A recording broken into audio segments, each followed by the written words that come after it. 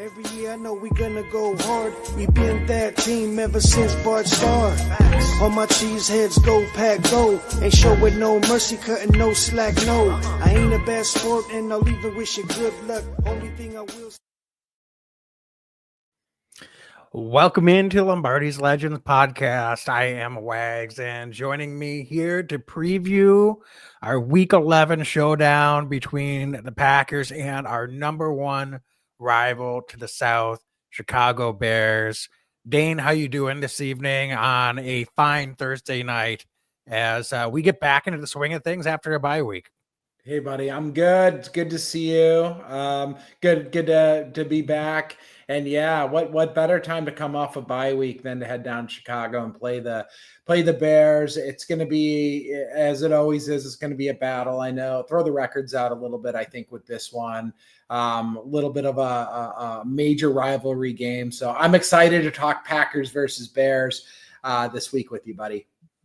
Yeah, for sure. And Dane, we didn't have a game to dive into last week, but things have broken, not necessarily for the Packers, but not against. As you look around the NFC North, certainly this is going to be a game where the Packers need to keep pace. The Lions and the Minnesota Vikings are ahead of them in the division. Packers are 0-2 in the division. So we need to get in the win column against divisional opponents. It's only going to ramp up from here. And this is a struggling Chicago Bears team. They looked pretty good for a few weeks, and it's been a real struggle now for the last few weeks. So breaks our heart, doesn't it? Just break your heart, Wags. Oh, doesn't it though? But yeah, the Bears coming off of a 19-3 defeat at home to not that good New England Patriots team, and a couple of weeks ago, really downright struggled against an Arizona Cardinal team. I think they lost 29-9. So this is it's been a struggle ever since the Hail Mary and the Commanders a few weeks back, and Jaden Daniels and that miraculous Hail Mary to win that game as well. This Bears team, especially offensively, has just looked pretty listless. But Dane, I think before we dive into the key matchups and what we're looking at, let's start with the injury report. Packers were a little dinged up headed into the last game, and I think the bye week came at just about a perfect time.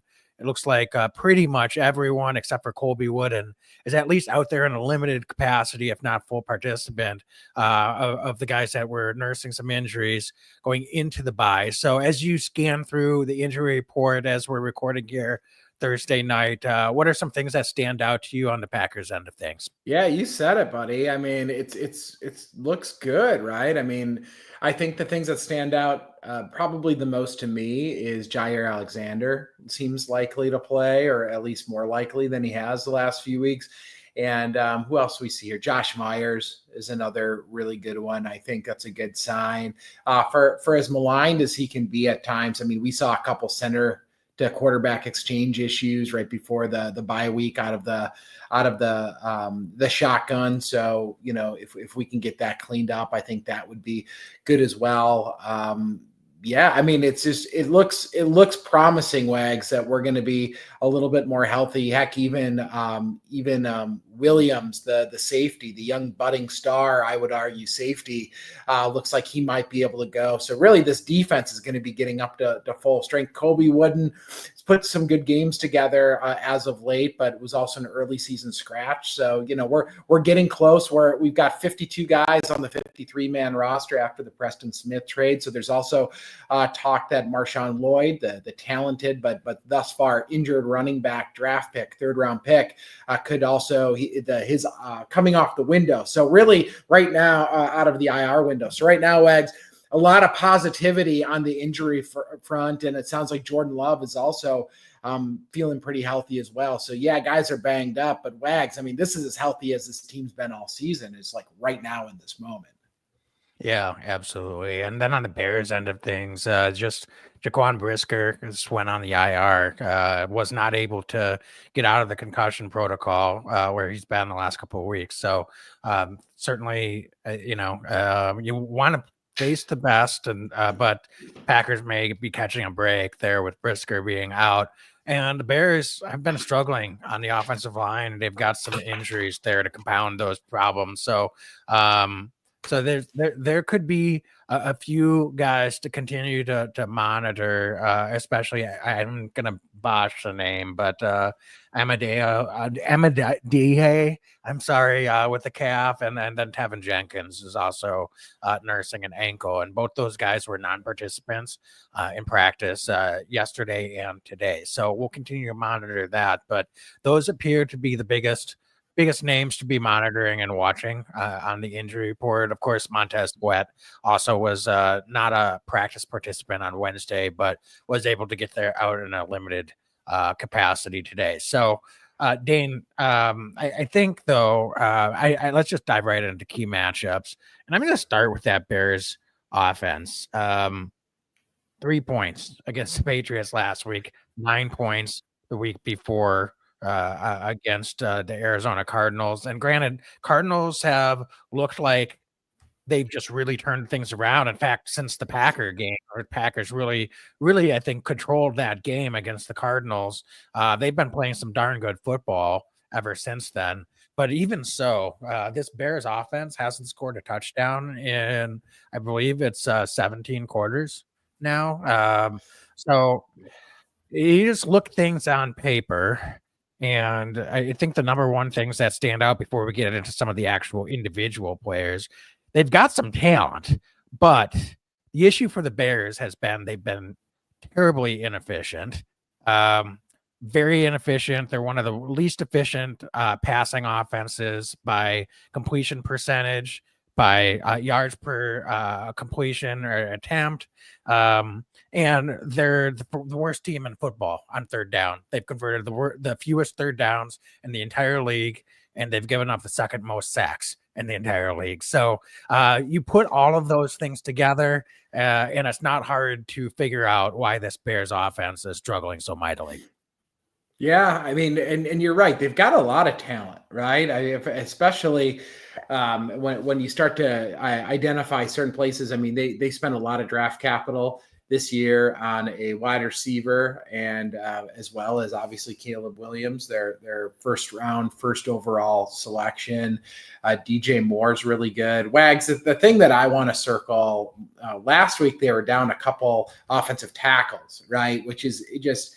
Don't have to tell anybody listening to this podcast how important that is. Braxton Jones and Darnell White, two guys that weren't able to go last week. They're both practicing this week. But I'll say this is through 8 games this year, I did a little look here. Darnell White has given up 5 sacks in 8 games. So even when he's playing, he has not been very successful. That's a very, very high sack rate for him. So Wags, I think it really does start up front, right, with this Bears team.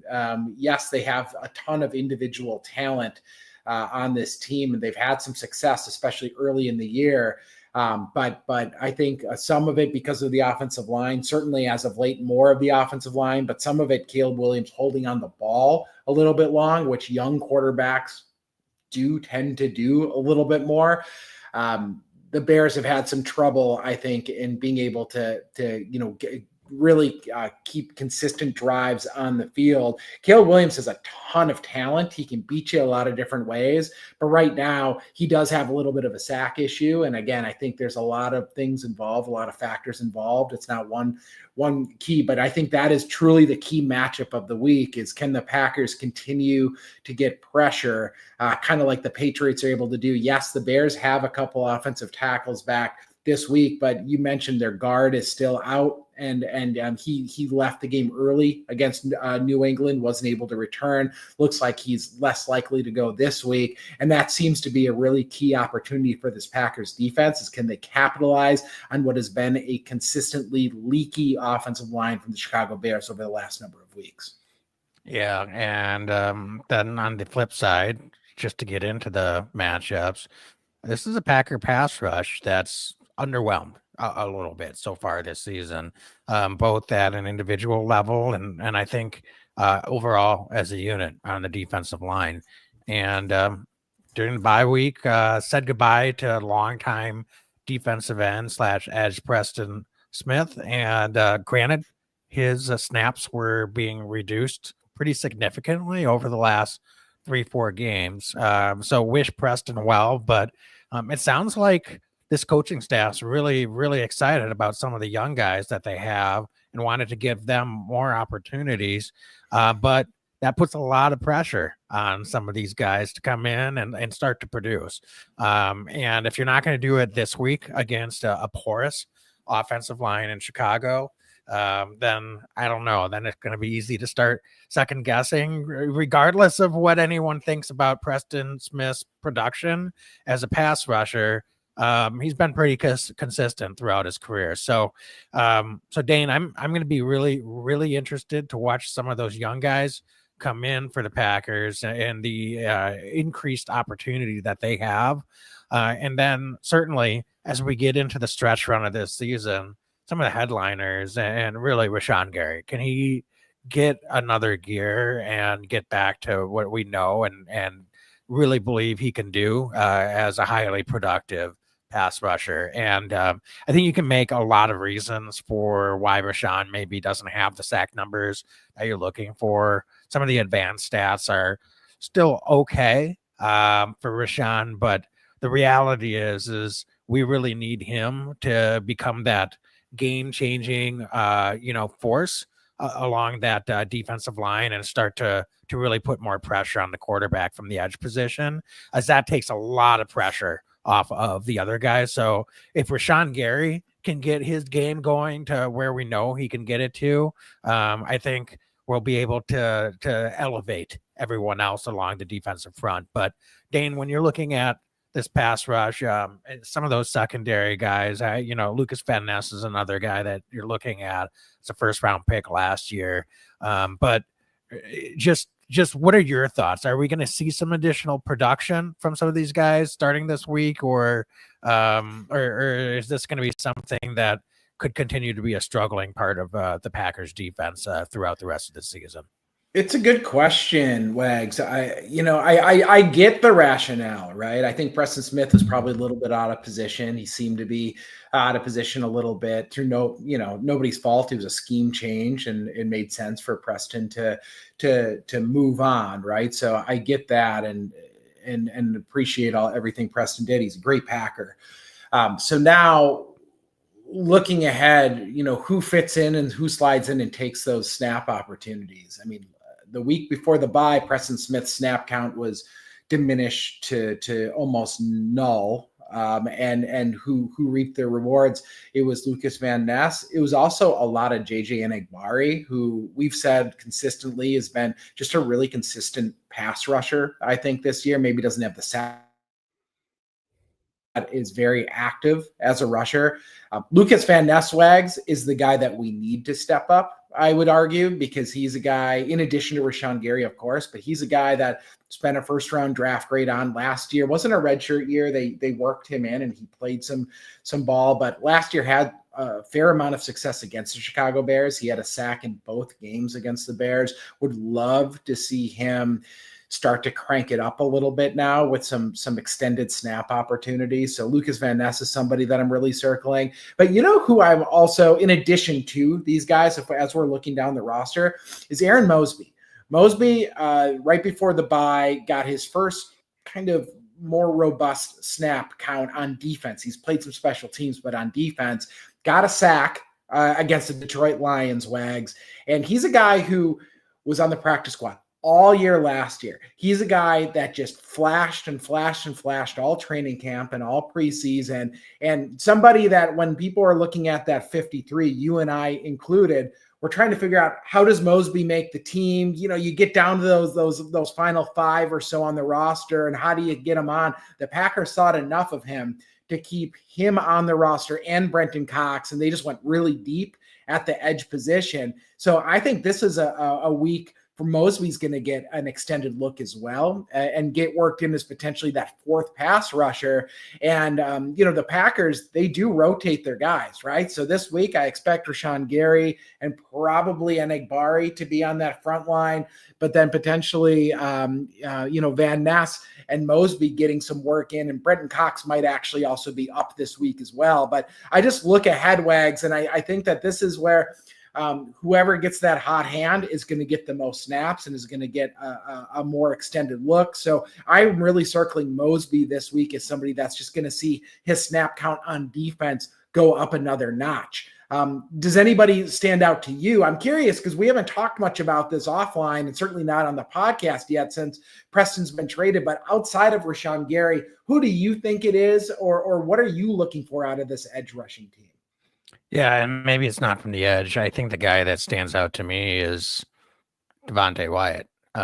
Before his injury, he was having a breakout season, and I could be wrong. I don't think he's still leading the team in sacks, but he was at one point in time. So is he fully healthy? And if he could start to wreak havoc on the interior, I think that also really loosens some things up and draws some attention away for some of those guys to come in.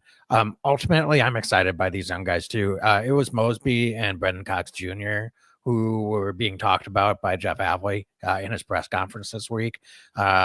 He was obviously, Havley had nothing but positive things to say about Preston Smith, but I think the reality is they're looking at Preston Smith. He's on the wrong side of 30. And I think some of these younger guys were probably earning more opportunities. And frankly, that's what you want to see is they earn the opportunity over the veteran. It wasn't just given to them. And so I'm excited to let these guys loose a few more snaps, a few more looks.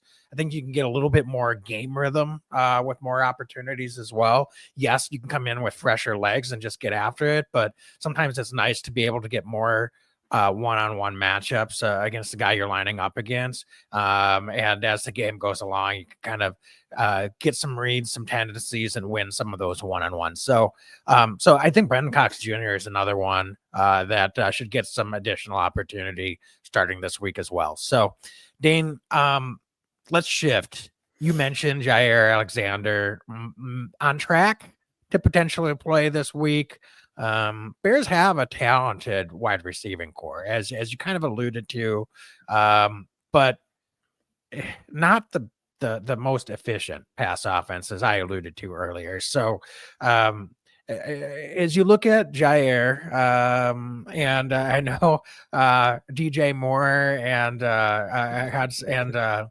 Xavier McKinley are the ones that are chirping at each other, but what are you looking at from a matchup perspective with the Bears and their wide receiver core and their skill position players against this Packers secondary? Yeah, I mean, they can all beat you, right? Let's go down the road. It's Moore, it's Keenan Allen, who's had so much success in this league. Rome, their first round pick this year. Cole Kmet, their tight end, who can do some really good work against opposing defenses, and even DeAndre Swift, right? Running back who's had a fair amount of success, especially last year in Philly. So this is an offense that can really isolate you, can beat you. I will say, though, Wags, that the rhythm hasn't been there between quarterback and wide receiver this year, especially with DJ Moore and Caleb Williams. They just don't seem to really have that connection. I think Keenan Allen has been a target. He does have his injury concerns, which he has had over the years, but somebody that we definitely have to look out for. But I think this week, Wags,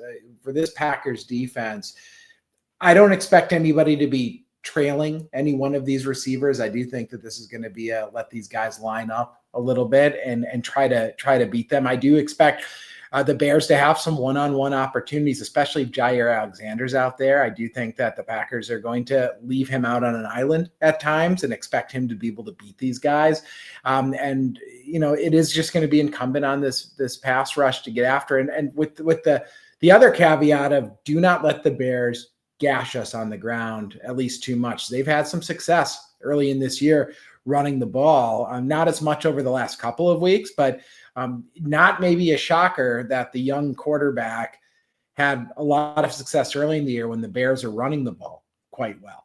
Take away the run and put the pressure on that young quarterback, and good things more likely than not are going to happen. And that's not just a Caleb Williams problem. That's just a young quarterback problem in this league. So Wags, try to eliminate the run the best of the Packers' ability against this Bears team. And then, we're going to see, I think, a physical Packers defense. This is a Packers defense that is playing more physical than they have over the last couple of years. And yes, the pass rushing numbers haven't been there, but I'm encouraged, right, by the arc that this Packers defense is taking. But this week, it's going to be a lot of man-to-man. I think there's going to be some zone mixed in there, but I think that there's going to be a lot of daring the Bears to beat the Packers defense over the top and kind of man-to-man. And I'll be curious to see how it shakes out, but I do expect Halfley to really crank up the pressure this week. I think that we're going to see a fair amount of manufactured blitzes and basically any way that they can try to throw Caleb Williams off rhythm. I think Halfley's going to kind of throw the kitchen sink at this quarterback. Yeah. One thing that I'm going to keep an eye out for, and I'm curious your thoughts on coming out of the bye, just kind of the coaches have had some additional time to be able to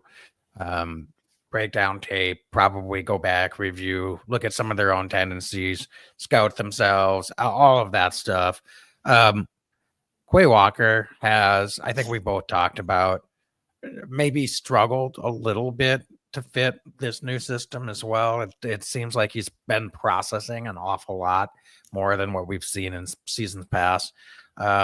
Do you think there's any adjustments that the Packers defensive staff are making, and maybe not just for Quay Walker, but just in general? Any wrinkles that you think or would predict to see coming off the bye week, Dane?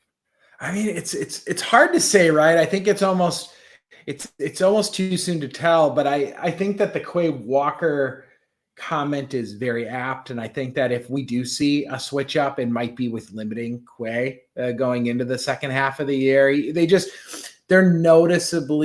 is noticeably a half step slow, and it's not an athletic thing. He just seems to be a bit of a fish out of water in this defense.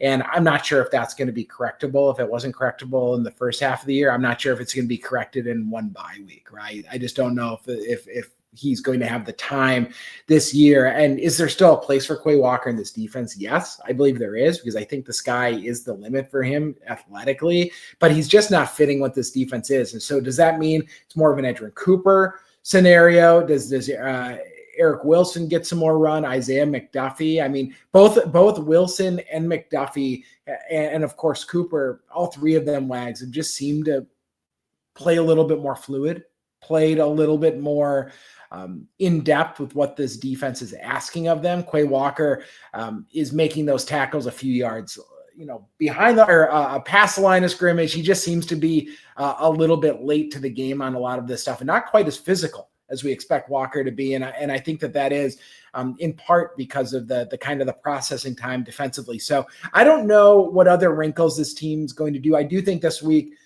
the Packers are going to really try to manufacture and apply more pressure than maybe they have in some past weeks, because not only because the edge rushers have had a little bit of challenge to start the year, but also just with who they're facing. I do expect them to dial it up another notch and maybe take some more risks in trying to get to the quarterback.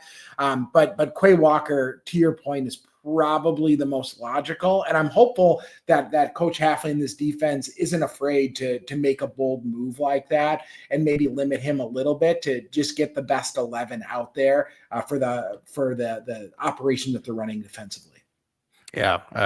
And for my money, I think Quay Walker's the guy that if you're going to bring extra pressure, he's shown that he can be a really good pursuer of the quarterback. He's not as good at coverage, so take that chess piece out of the secondary and have him pursue the quarterback. I think that might be a wrinkle I'd look to see is Quay Walker a movable piece to send more often, either in a pass or a run blitz situation. So we'll see. Certainly, if there's obvious passing situations, defenses do seem to be targeting him of the guys in the second level. So it may behoove the Packers to mix up some of their personnel packages and get one of those other guys out there in those obvious situations as well. So, all right, Dane, let's head over to Packers offense against this Bears defense. Bears have a pretty good defense.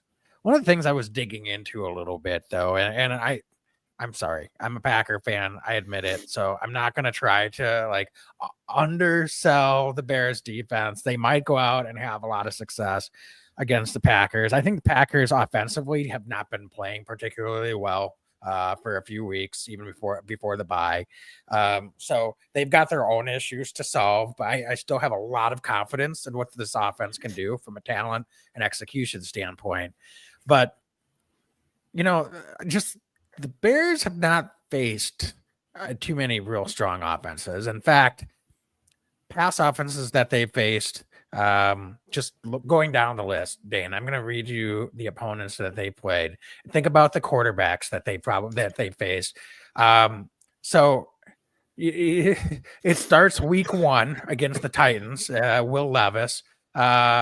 They did really well against CJ Stroud and the Texans, but CJ has been struggling a little bit this year. Then week 3, they got the Colts.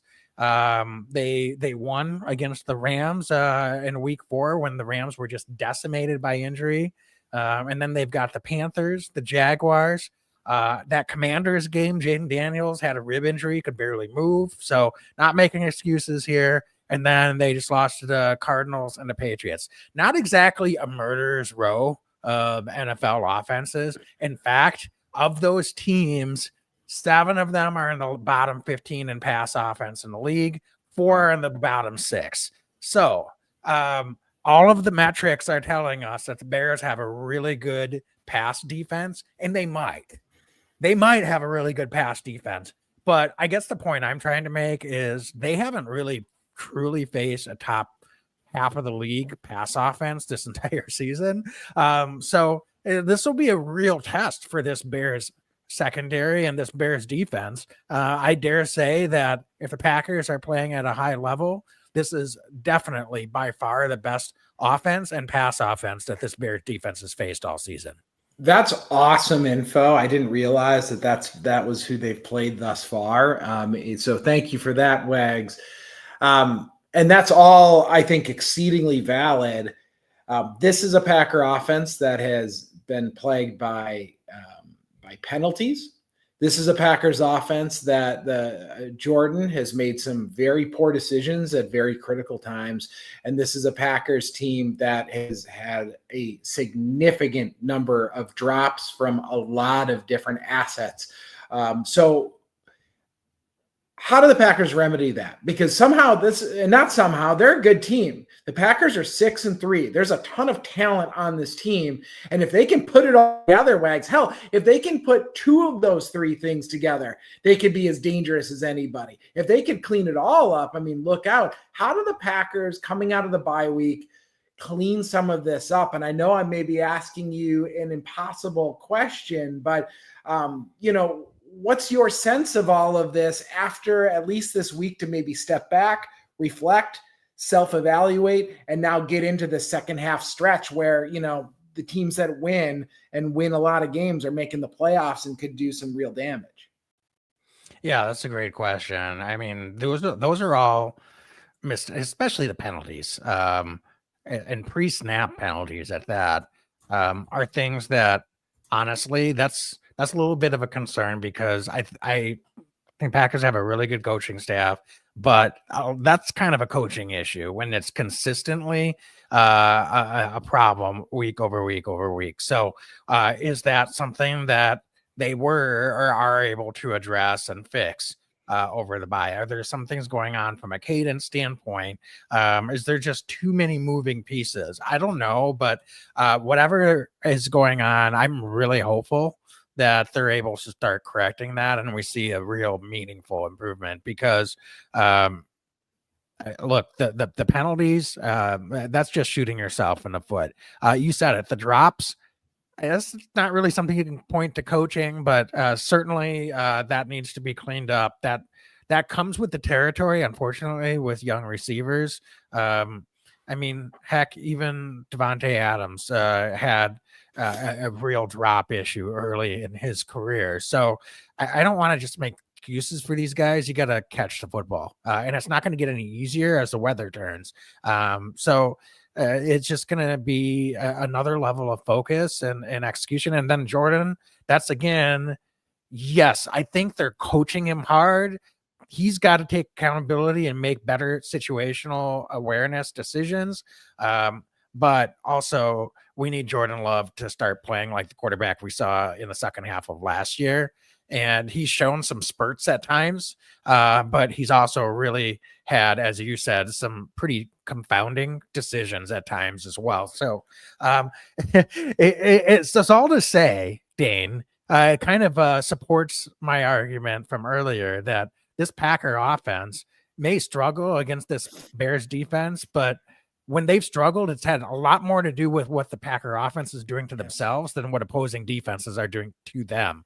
I think the other thing to really watch for is turnovers in this game. So if the Packers can avoid turning the ball over, it seems like that's been our Achilles heel in years ago. It's been a while since the Bears have given the Packers fits. But when the Bears, and it's been a little bit more back and forth in this rivalry, this Bears team, it seems like they've been able to capitalize on turnovers and special teams. And that's been when we've really been pulling our hair out in some of these rival matchups. So I think this week we just need to take better care of the football. And that starts with Jordan Love and decision-making that he's making. But Dane, to go back and just make one more observation, then I'll turn it back over to you. Packers quietly have gotten up to the number 3 rush offense in the league. They're averaging 5 yards a carry now. And I really think what they're doing on the ground and the fact that they could be activating another running back as early as this week tells you all you need to know about how they want to settle things in and start to get more of a rhythm on the offensive side of the ball. And I think that's really where you want to attack this Bears team anyway, is let's run this football. Let's get into shorter yardage situations. Let's try to convert on first and second down, and really get that play action game going and keeping this Bears defense a little bit more off balance. Yeah, you read my mind. I mean, that's exactly right, Wags. And this is a week where Josh Jacobs can just attack the Chicago Bears defensively. Yes, I think they're very stout. I think this is a defense that can be physical, but I love our offensive line matchup in the run game against this Bears defense. I just do. I think that our guys up front, left to right, Sheed and Elton Jenkins, and Josh is going to be back, and Sean and Jordan Morgan and Zach Tom, those guys are going to push some guys around this week. And Josh Jacobs, Wags, talk about a free agent signing. He has been everything we had hoped he could be and more, right? I mean, he's inching close to 1,000 yards rushing already. He's close to 800 yards right now going in this week. It's a pretty incredible feat. And this is a week where, yes, the Bears have some skilled players, I think, in the linebacking core. TJ Edwards is a tackle machine. Tremaine Edmonds, those are guys. Jack Sanborn. I mean, we know these guys, right? We've seen these guys play before, and they're guys that are physical. They're guys that can tackle. They're good ball players. But I just think that there's a matchup issue this week that the front 7 of the Chicago Bears are going to have against this Packers front 5. And Wags, I think this is also a week where Josh Jacobs could potentially be a little bit more effective in the screen game and some of the pass game, Jordan on some of those shorter and intermediate throws. I just think that this is a Packers offense that is going to be able to do enough. And this is also kind of a Tucker Kraft week as well, where I love our matchups against that second level of the Chicago Bears, where I think that there are some exploitable pieces to this Bears defense. And I expect the Packers to try to go down to Chicago, control the line of scrimmage, control the time of possession, and then start to strike through the air with Jordan Love after we set the tone and after we set the tempo. I just think this is a really positive game script potentially for the Packers this week. Yeah, I agree. And I think certainly if we're able to get a rhythm in the run game, that's where we can really attack. Then I think in the pass game, play action. I would love to see Jaden Reed get a few more targets this week. He's been a little bit quieter the last month or so after he had just a monster first month of the season. So he's our stud receiver, and we've got a number of guys that could be game changers and come in and have a week. So it's not like he has to do it every week, but I think he can be a real matchup problem, and I just feel like they need to do more to get him involved in the game flow, because whenever he gets his hands on the football on the move, it seems like really good things happen for this Packer offense.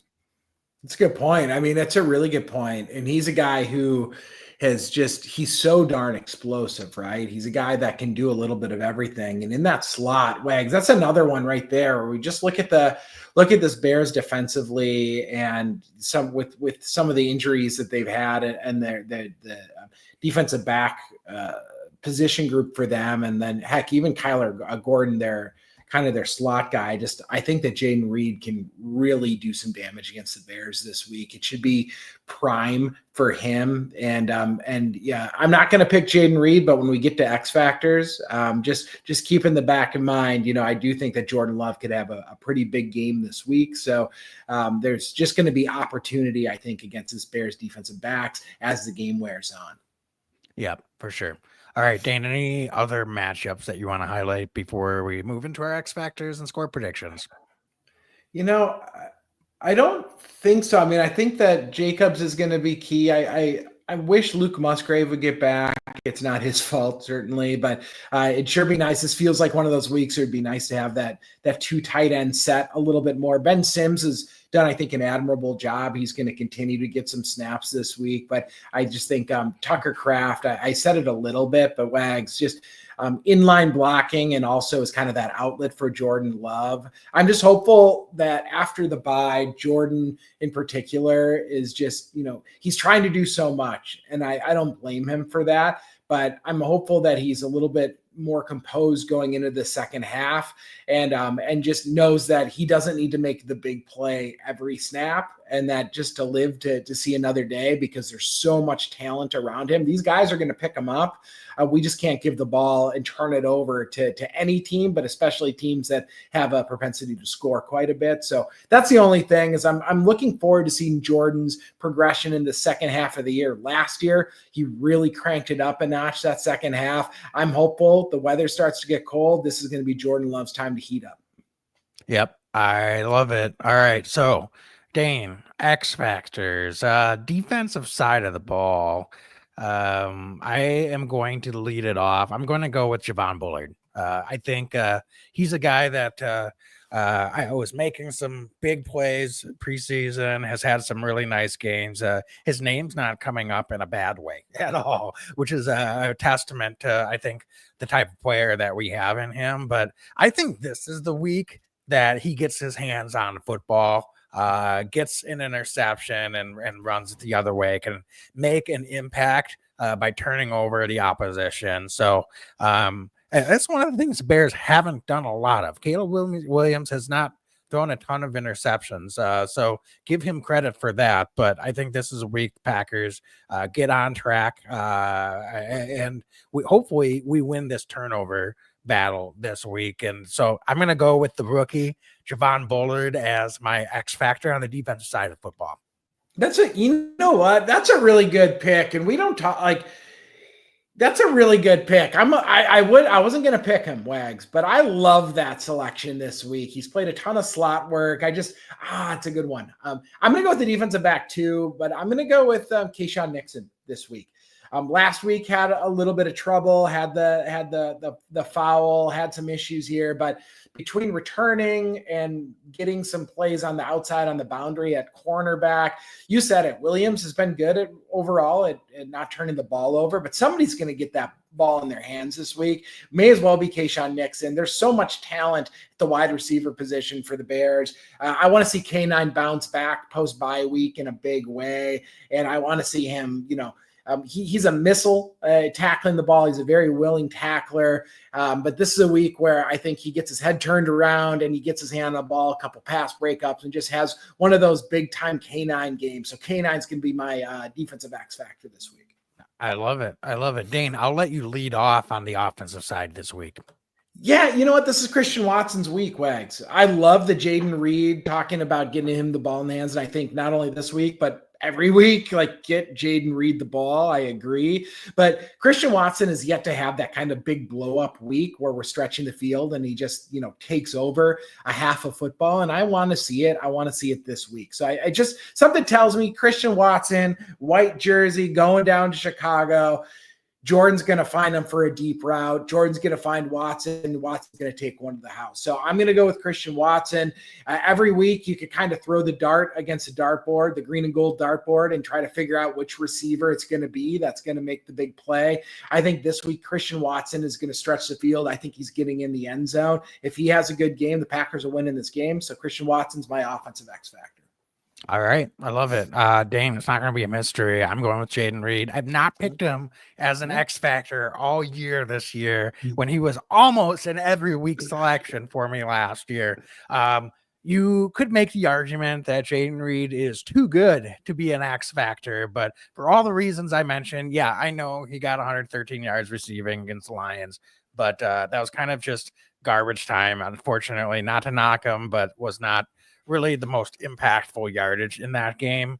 Before that, just really has not had that much of a impact on the offense for the better part of a month. So I just want to see him get more touches, whether that's as a receiver, whether that's out of the backfield. It doesn't seem like they've moved him around quite as much as I'd like to see. I'd like to make opposing defenses think a little bit more about where Jaden Reed is on the football field.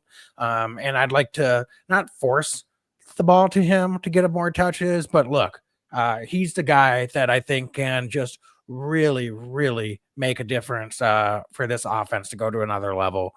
So for that reason, if they are able to make him a bigger part of this offensive game plan this week, I think that bodes well for the Packers offensively this week against Chicago. So I'm going to go with Jaden Reed. He's back in my X factor, and I couldn't be happier to have him back in that rightful spot. So, Dane, here we go.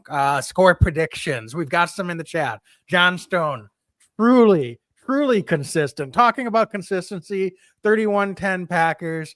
John, I love it. Why would you stop with that prediction now? Wayne's got Green Bay Packers 29, Chicago Bears 9. That would be a duplicate of a Bears loss from a couple of weeks ago. So, folks, if you've got more score predictions, keep putting them up in the chat. Dane, I'm going to turn it over to you first this week. What say you for the score prediction this week in Chicago? I think it's going to be a bit of a battle. The Packers coming out of this bye might be a little bit off rhythm to start the game. I think that it's going to take them probably half to a full quarter to kind of get their sea legs under them coming out of this. And but once they get rolling, they're going to get rolling. But I do think it's going to be a close matchup. It's a division game. It's on the road. It's not easy to win in this league. But I think the Packers win this game. I think they win 27-20. And, holding our breath for some of this game, but the Packers do take care of business. And I think the most important thing other than the win, I truly do believe that Jordan Love is going to take care of the ball. No turnovers this week. I think that this is going to be a team that is able to run the ball. And Jordan's going to definitely have a really just a nice game. It's not going to be a massive game, but it's going to be one of those games where it's like, okay, that's our quarterback. He's doing what he's supposed to do out there. I think the offensive line is going to have a really good week, Wags. And, I think the Bears kind of get a touchdown late or some points late to make it a little bit closer. But I do think the Packers are in control going into that fourth quarter, and they close the game out. So 27-20, Packers on the road, get their first NFC North win of the season.